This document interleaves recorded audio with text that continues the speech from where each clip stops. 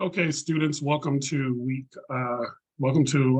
chapter 6 of our lecture series. What we're going to do this week is talk about we're going to talk about traditional ideologies when it comes to politics and politics around the world, and we will be doing just delving into it and just understanding what is an ideology. And so when we talk about what an ideology is, we're talking about it's best understood as a set of ideas designed to provide a description of existing political order, a vision of what the ideal political order ought to look like and mean, if necessary, to transform the former into the latter. So when we talk about ideology is not just political, but it's also religious. So a lot of times when we're talking about ideology, a lot of times people tend to go to their religious mores, their norms, their values. And so when we're talking, but in this sense, we're going to talk about ideology in the political context, but let's be clear, when we're talking about ideology and politics and religion, all of that is all interconnected, and money, all interconnected. You can't talk about one without the other, right? So in other words, an ideology describes a current situation or prescribes an ideal situation, regardless of the reality. And again, we see this a lot in religion. What we are living, what we might be living through, and what will happen when we get to the other side might be two different realities. Okay, the first form of ideology will be liberalism. And when we talk about liberalism, it's not in the sense that we're talking about Democrat and Republican, okay? So just be aware of that. A lot of times when you're a conservative, you hear liberal, you clinch up, and vice versa. But when we're talking about liberalism in the political sense, it's not about Democrats and Republicans. It's the most dominant of all traditional ideologies. It is based on the notion of rational individual. As such, it has been obviously linked with procedures of liberal democratic states. The United States is a liberal democratic state, okay? The UK is a liberal democratic state, okay? Even political parties which use liberal as an insult, like the Republicans and the Conservatives, are distinctly liberal in their approach to political questions, okay? So when we're talking about liberalism in the political sense and liberal in the political science sense are two different ways of looking at what liberalism is. Again, liberalism in the way we see it as Americans is a political party. It's a Democratic Party. They tend to be very liberal. Okay, when we're talking about liberalism in a political science sense, it's about the rational individual. It's about how we do things as a society. America is a liberal state because we're republic. We're a republic and a democracy. That's the reason why. Okay. When we have varieties of liberalism, broadly speaking, there are two varieties of liberalism. The classical laissez-faire liberalism argues that states should not interfere in social and economic activities beyond the basic minimum. Ensuring security, which is examples of ensuring security to citizens. Now there's new liberalism that argues that the state should intervene to ensure that all individuals enjoy at least some degree of freedom. The state should provide facilities and education and healthcare, guarantee and basic income, even when people are unemployed or too old to work. Okay, there is these two different varieties.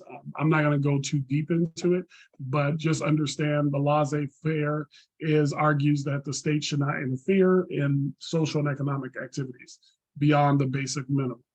Now, we saw, and maybe you didn't, but I remember in 2008 and 9 when the housing and the financial institutions collapsed, what we saw was government get involved to help the banking industry, mostly the banking industry. Then you would see it later get involved with the car companies to make sure that they didn't go bankrupt.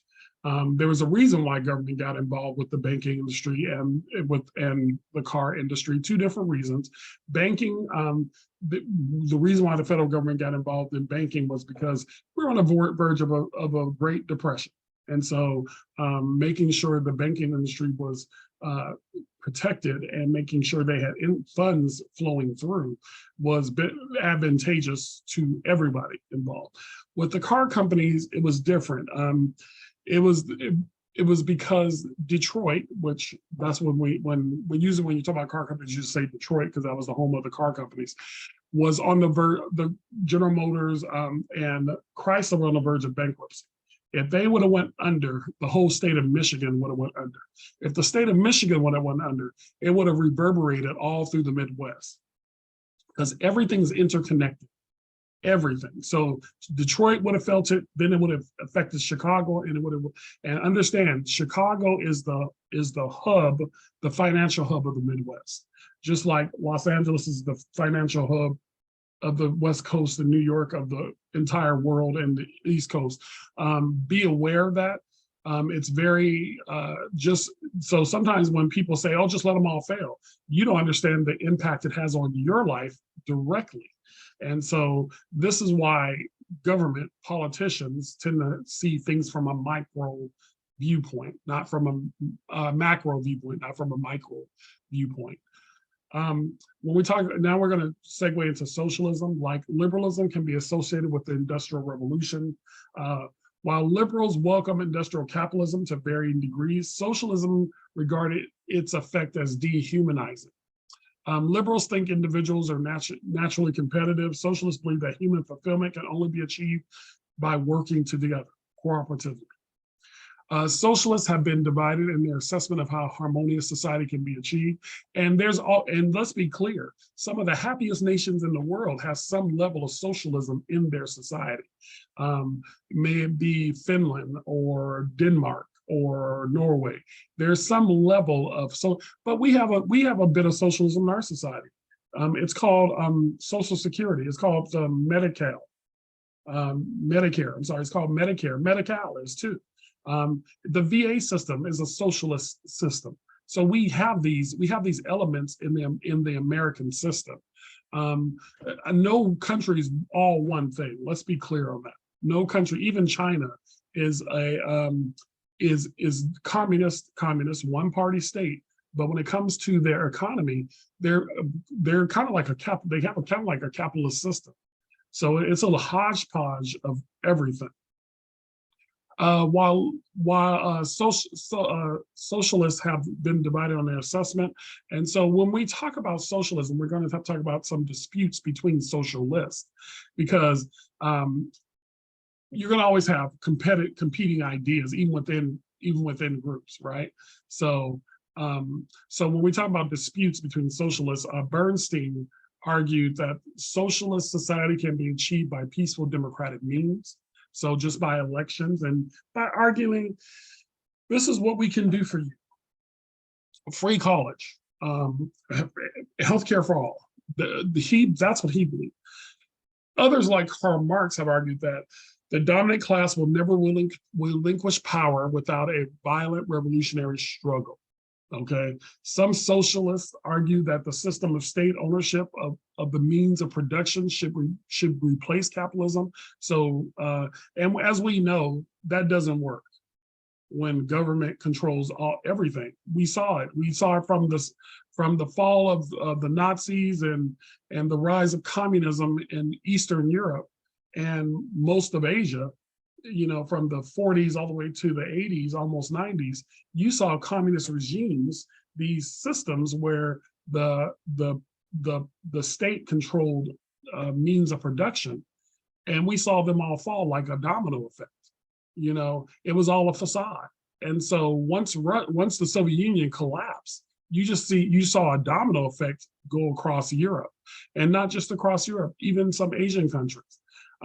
North Korea, for most of its history being separated from South Korea, had a system that was actually better, that most people thought was better than South Korea's, because North Korea was a communist state. It was a totalitarian regime, the Kim family, but South Korea had dictatorships and had authoritarians also. They weren't necessarily a democratic society. It wasn't until South Korea, till the fall of the Soviet Union and George H.W. Bush started making phone calls. This is my my just my little theory. And it happened to an extent, but I don't think it happened like this. He started making phone calls to people and telling them, you know, where you had these dictators that they were no longer needed. You know, the communists are gone. The United States is the only superpower. So we need you to step down. And so you started seeing elections from late 80s, early 90s. You start seeing elections pop up, not just in Asia, but in Central and South America. You started seeing these and democratic elections and democracy. Now, it doesn't always work, because you go into the 2000s, you start seeing a pushback where socialist regimes, Hugo Chavez in Venezuela, you saw it in Guatemala, El Salvador, you saw these, Brazil, you saw these socialist regimes that were really anti-American, because the United States was anti-them. Our policy was anti-them. So you started seeing a pushback. And to this day, you do kind of see in Central and South America, you see these socialist regimes, not regimes, like politicians, presidents of countries, because they're not regimes. Some socialists argue that the system of state and ownership of means production should be replaced. Others, again, following Marx, insist that the proletarian revolution, meaning the working class, us, the state will gradually wither away, since all property will have to be abolished and self-governing communities will organize productive enterprise. He argued, so understand, what he's trying to argue is that this concept of, because we value wealth, we put wealth in land. You know, John Locke said life, liberty, and property. Thomas Jefferson rewrote that to say life, liberty, and the pursuit of happiness. Now, that was done by design, because if you go back to the early America and the formation of this nation, there was 3 qualifications for land ownership in this country: white, male, landowner. And so to have land, to have land, to have power, is white, male, and landowner.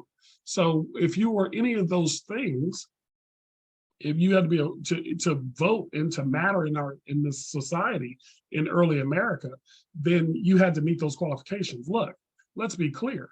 Early America, I would probably say 90–95% of the people were not landowners. So therefore, majority of the people, that you might be white, you might be male, but you didn't own land. You didn't have a voice. And with a voice comes power. With the power, and that's why we equate land ownership to wealth. Think about it. Bill Gates is probably the largest landowner in the United States. He understands the value of land. I was in Hawaii a few years ago, and so the local Hawaiians were saying how they have issues with even Oprah Winfrey, because she's bought up so much land in Hawaii that it impedes their ability to get to the beach. Generations. And you know, so it's wealth. Land is very valuable, and having land ownership contributes to your wealth. And so be aware, this is why Karl Marx wanted to get rid of that. And everybody, it's just everybody. And if you go back to Native American tribes, that's how Native American tribes have done things. When we talk about key socialist ideas, circumstance shapes the individual's character. There should be no economic inequalities. From each according to his ability, to each according to his needs. Marx wrote in 1875. Individuals can achieve much more through cooperation than through competition. This is what Marx believed. It can be argued that although writers like Marx have been accused by their opponents of being utopian, socialists in general, too optimistic about human nature. Okay, and most of us don't, as Americans, a lot of us don't buy into it. If you're younger, you do, but as you get older, and what the data has shown, as people have matured and got older, they accumulate more wealth, financial. And as you get older, you do become more conservative when it comes to finances. And speaking of conservative, we're going to talk about conservatism. When we talk about conservatism, modern conservatism rose in opposition to the liberal ideas of the French Revolution. The key thinker of this tradition is Irish-born politician Edmund Burke. And let's be clear, The reason being, the French Revolution, one thing the 1% does never want is a French Revolution, because that's the fall of the 1%.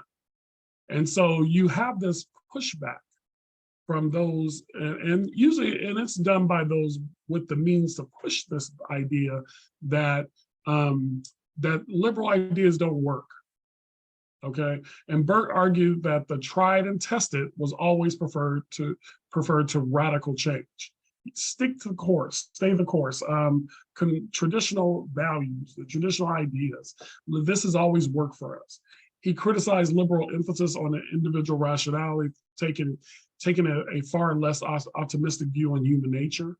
And to an extent, we have to understand, a lot of us like to think we are these creatures that are very individualistic, but by and large, we're not. We tend to fall to the pressure of the overall group of everyone. And there are those who can push against, MLK and the civil rights fighters of the 1950s and 60s were those people. Majority of, let's be clear, MLK probably had a approval rating by American society as a whole. This is Black and white people, and everybody in between, and probably like 20% agreed with him during the marches in the civil rights movement. Okay, if he would have capitulated to, even in the Black community, majority of Black people were saying no, just the fierce urgency of now wasn't a thing for them. It was like, it'll happen gradually. That was the mentality. But people like MLK literally said, no, the fierce urgency of now, it means now. We waited long enough. And so, you do tend to go along with the majority. You really do. And sometimes it's good for society when people tend to go against the majority, but sometimes it's good that we all work together. Look, most of us agree that climate change is a thing, and we cannot deny that. I used to be one of those people who denied it, and then I started seeing things happen, like it's 115 in December. We've had a drought for 15 years in California. Look, something has to be done. We got to do better. And so I've gradually changed when it's come to climate change. Characteristics of conservatism is an aversion to rational projects of political change. So conservatives don't like change very much, let's be clear. A preference for organic society in which everyone knows their place. A belief that individuals are not perfect. So conservatives tend to be realistic about that. Conservatives don't like change. And for conservatives to want change, to push for that change, it's for them. They need to. It has to be something that it's good for. They see as a good beneficial for the whole. But a lot of times, and usually conservatives, again, as you get older, you do become more conservative especially when it comes to money. You do. You just. Some of you who are listening might have grandparents who, because of how you choose to live your lifestyle and choose to live your life, and I'm not talking about sexuality, so I'm not arguing it's a choice, but we do choose who we marry, who we want to be with. And sometimes older people don't understand it. And so they like, well, in our day, we used to do it this way. Well, yeah, that's your day. Now, that day has now passed, and this is how we do it now, right? And so it has to be an organic change for them. Society has to be organic. Like, it's just the way life is slowly changing and going. And they also, just like I said, they don't believe that people are perfect.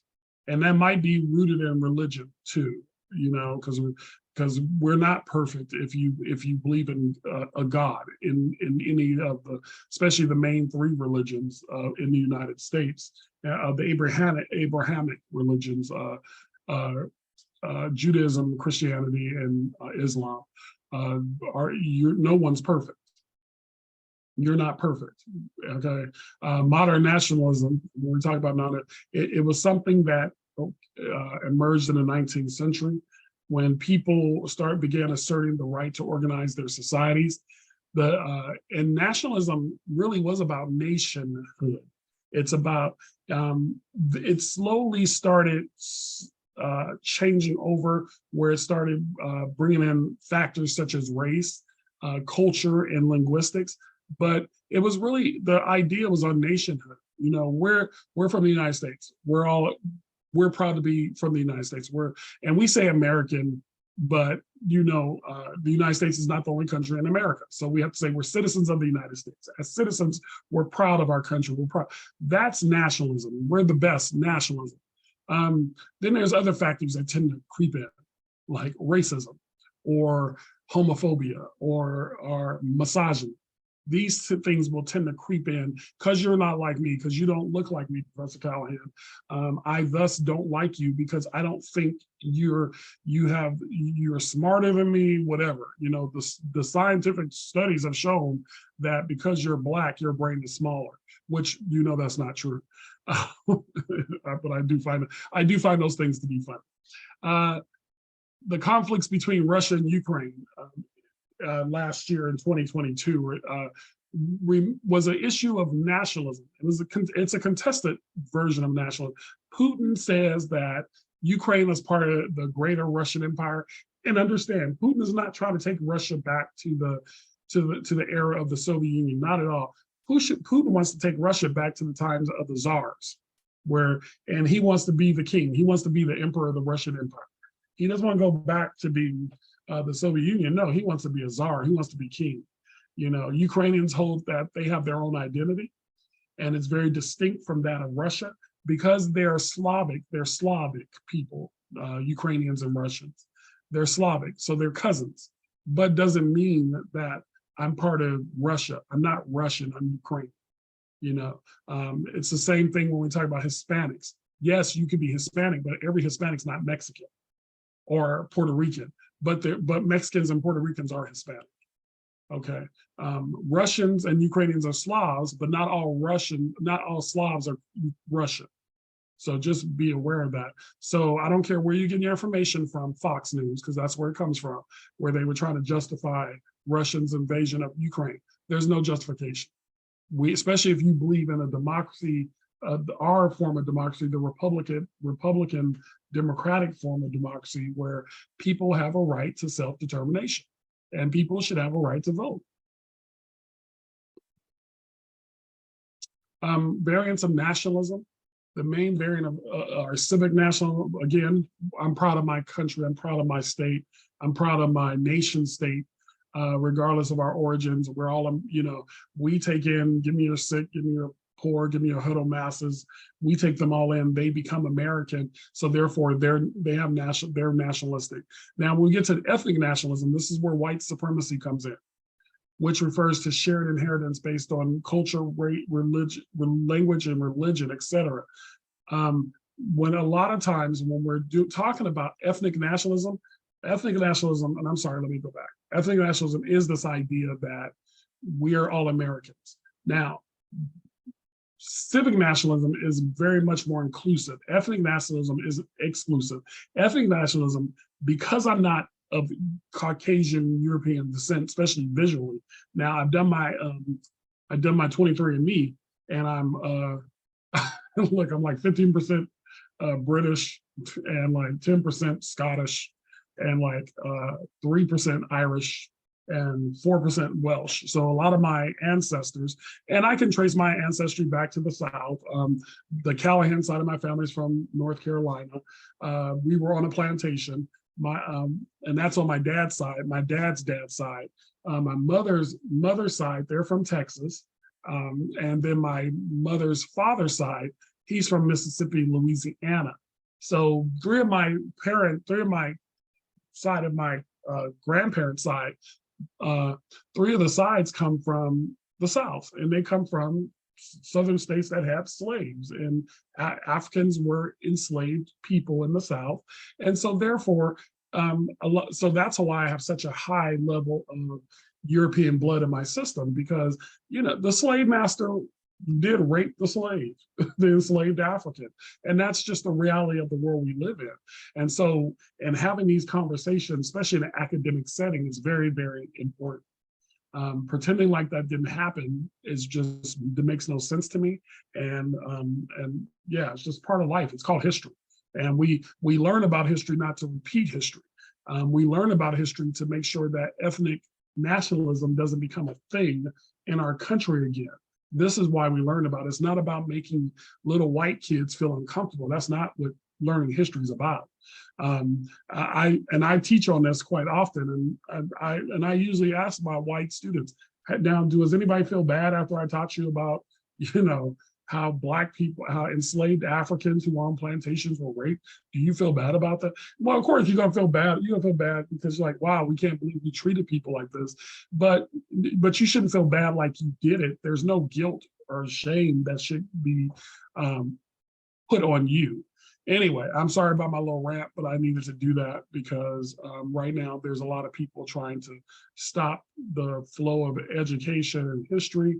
And as long as you're in my class, you're gonna learn about Black history, Hispanic, Mexican American history, Asian American history. You'll learn about because all of it's American history. And we cannot pretend like these things did not happen. Fascism, unlike other traditional ideology, fascism is a 20th century phenomenon. So you see fascism rise up in like the 20s, Benito Mussolini, and then his starts it in Italy.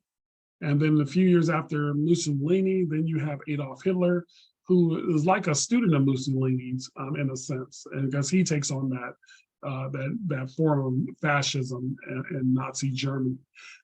It's an extreme form of nationalism. It rejects reason in favor of action, instinct, and emotion.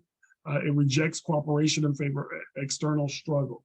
So this is why, even in the United States, we see a lot of these white nationalist groups. They're very violent. They do tend to be they come out very violent. And so because there's no reasoning, there's no rational way that any of this, what they're saying, makes any sense. So usually what tends to happen when people don't make sense, they become angry. and it's always somebody else's fault why your life isn't the way it is. And I'm not saying you as in you, but that's how people think. I've had people in my family complain about the man is holding me down. And it's like, no, you just don't want to get a job. That's what literally this is. And so when we use these reasons and excuses, it can hinder our ability to be a better version of ourselves and a better society as a whole, really. Because one thing I'm learning, and I've been studying up a lot lately on race and just the science behind it, and how people used to believe that if you were from a certain place, or if you're Northern European, you were smarter than other people, people's brains got smaller, whatever, you were in other places. And it's just, you really realize how low hanging fruit that is when we try to use race. It's like it's like if I say to you, let's talk about mass shooting. Give me the number one, and I do this in every class I teach in person. What is the number one thing that all the mass shooters have in common? And I'm gonna give you a couple of seconds to think about it. What's the first thing that comes to your mind? And the first thing I bet you that came to your mind was that they're white males, that they're white men. No, that's not. That is not the, so if I say mass shooters, what comes to your mind? First thing you think is white men. But it's not true. But if you said, professor, it's men, then that is true. Most mass shooters, at least over 95% are men. And so that should be the conversation. Race is not a reason why people do what they do. It's more of a culture thing. It has nothing to do with people's skin color. It's a culture. It's something in our culture. What's going on? What's the problem in our culture? And with men, and we will never get to that place because as soon as you start adding, and I'm gonna just speak freely as a Black man, as soon as if you say Black, then of course that's gonna, oh, why is always, black people, oh, why is it always gotta be black? Why is it always us? And it's like, no, let's just take out the race factor of it. And because race has nothing to do with why people act the way they act. We have a culture of violence. Why do we have so many more shootings, mass shootings in other countries? It has nothing to do with race. It has something to do with our culture and our love of guns and our love of violence and our devalue of life. Anyway, so thank you for listening. Let's talk about anarchism. Anarchism is a similar in some aspects of liberalism and Marxism. Most people associate it with violence, but this may not be true at all. I've met some anarchists and they're not violent. I was like, oh, which is the reverse of the truth. Anarchists often have very optimistic view of human nature, which leads them to argue that the state is unnecessary. That's what makes them anarchists. They don't believe that we need a state, that you will by nature do the right thing. And I don't know if I necessarily agree with all that. I like to see the best in most people, but I don't necessarily always agree with all that. Also, we're talking about anarchism. Some anarchists believe that the state should be abolished to give free reign to the free market. So the state should not have oversight. And I don't know if I can trust people like that. This is the only one you're hearing me push back on, because I don't know if I can trust people to do the right thing. Others argue in the Marxist style that individual property ownership should be abolished along with the state, assuming that both institutions cause conflict among human beings who would otherwise coexist peacefully. And I don't know if that's necessarily true. I think by nature we will find something else to fight about. I really do believe that. I think people have become a little more accepting of LGB, and even some queer. But right now, we started going after transgender, and so I feel like we will continually go down the slide and complain about something or about a group of people. And, I don't know if we can, as humans, and that's just my thing, if we can really get to a place where we just, and I'm not talking about just here in America, I'm talking about worldwide. I think if we as Americans not got rid of the racism, all of that, we would then become very nationalistic in our civic nationalism, where we'd be like, we're Americans, we're number one, we're the best. Because I feel like people always need people to look down upon. I just do. Might be wrong.